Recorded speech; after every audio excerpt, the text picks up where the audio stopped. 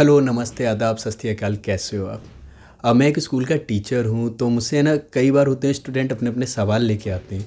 तो कल ही मेरा एक स्टूडेंट ऐसा सवाल लाया जिसको मुझे हिला के रख दिया। क्या होता है, स्टूडेंट आया मेरे पास और मुझसे बोलता है कि सर मेरी एक गंदी आदत नहीं जा रही है। तो मैंने कहा बताओ कैसी गंदी आदत है?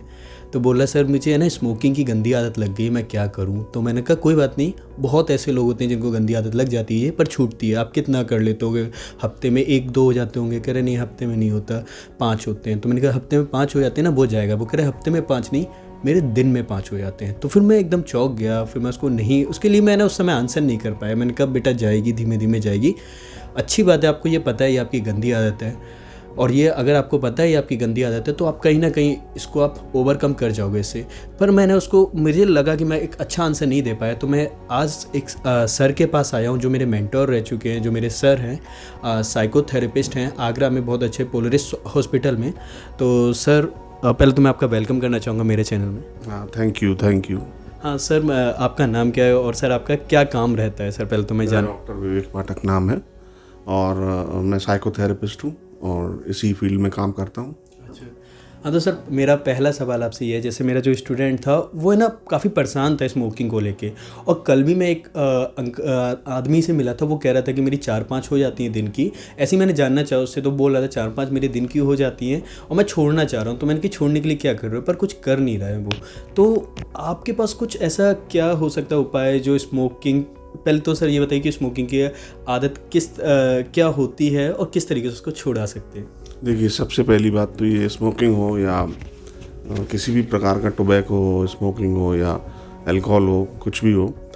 तो जैसे स्मोकिंग की तुमने बात की, तो स्मोकिंग में जो टोबैको होता है उसमें निकोटीन होता है जो ब्लड में मिल जाता है, ब्लड से पूरी बॉडी में मिल जाता है, ब्रेन में भी मिल जाता है। तो उससे क्या होता है, वो आदत बन जाती है। अगर वो नहीं मिलेगा तो आपको अजीब सा लगेगा, आपकी बॉडी में टूटा टूटा सा लगेगा, आपको एक अजीब सी फीलिंग आएगी, आपको अच्छा नहीं लगेगा। और जब वो पी लोगे तो फ्रेश हो जाओगे। कुछ लोग स्ट्रेस कम करने के लिए भी पीते हैं इसको, जबकि इससे कोई स्ट्रेस कम नहीं होता है।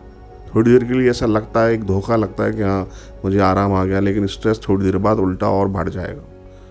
इसे छोड़ने का तरीका ये है कि हम लोग तो थेरेपीज करते हैं इसकी, और उसमें थोड़ा लंबा समय ज़रूर लगता है लेकिन छूट जाती है।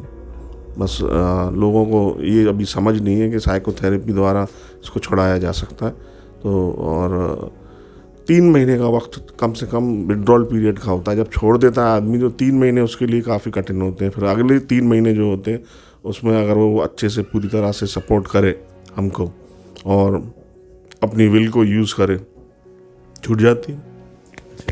Thank you sir.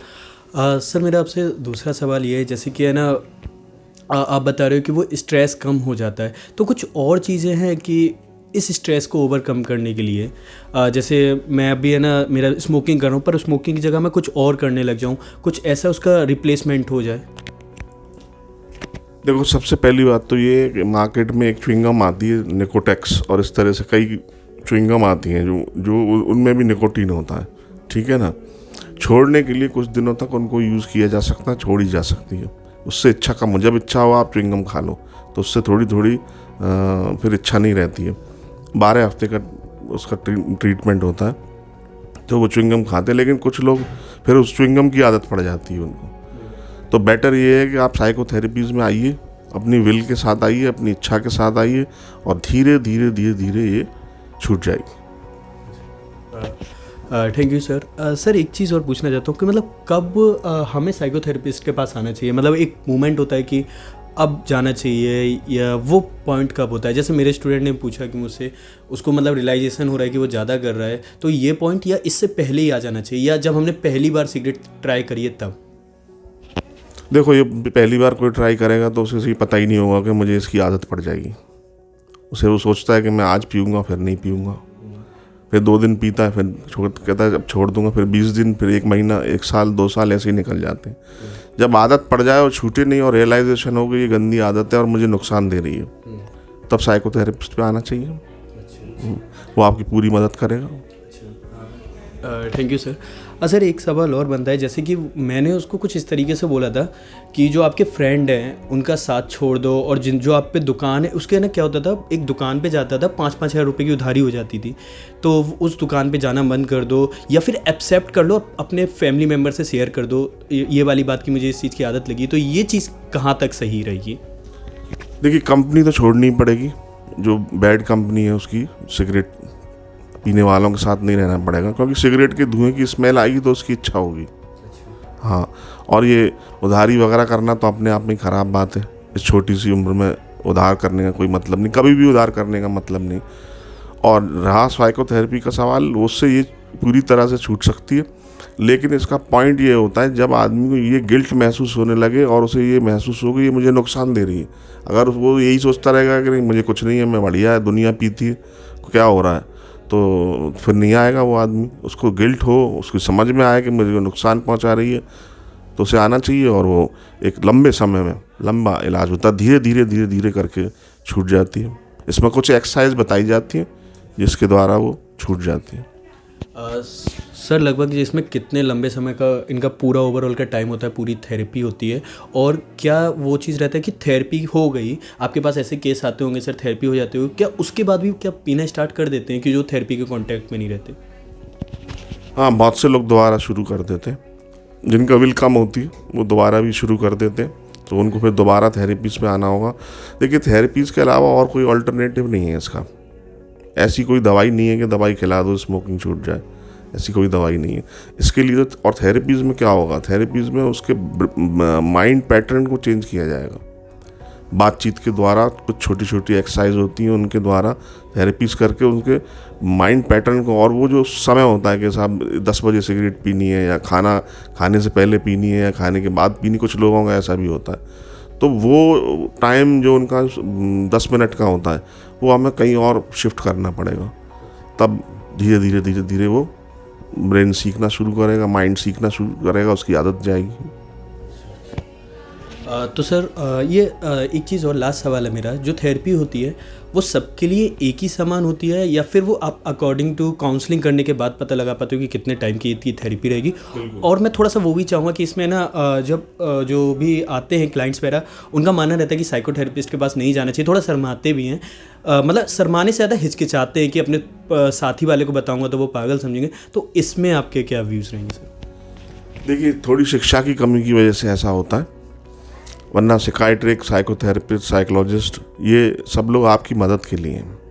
और ज़रूरी नहीं है कि आप साइकोथेरेपिस्ट के पास जा रहे हैं, या साइकाइट्रिक के पास जा रहे हैं, या साइकोलॉजिस्ट के पास जा रहे हैं तो आप पागल हो।